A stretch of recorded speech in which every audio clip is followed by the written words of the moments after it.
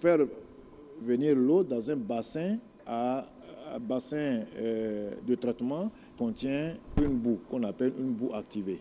C'est-à-dire que ce sont des microbes qui sont au nombre de milliards de microbes qui seront en contact avec la matière polluante, c'est-à-dire les déchets ou bien les matières pharmaceutiques seront en contact et puis vont les dégrader.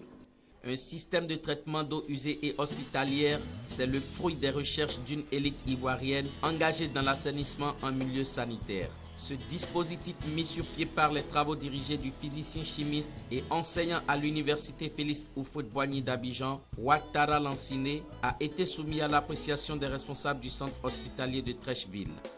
Et donc, pour ce traitement électrochimique, nous avons ici un réservoir qui permet de stocker, de recevoir l'eau traitée par le système biologique et ensuite, à l'aide d'une pompe centrifuge, de transporter cette eau-là dans des réacteurs qui sont ici et nous appliquons à ces réacteurs-là soit une tension, soit un courant pour pouvoir dégrader la matière.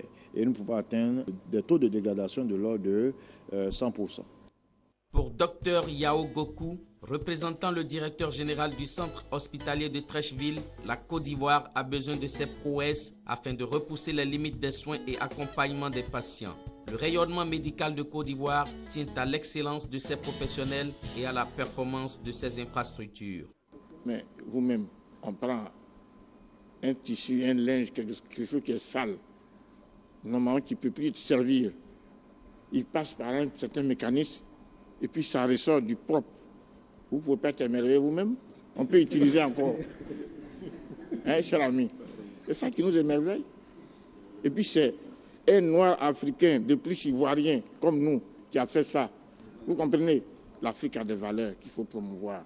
Et on a dit, notre développement passera par là, par nous-mêmes.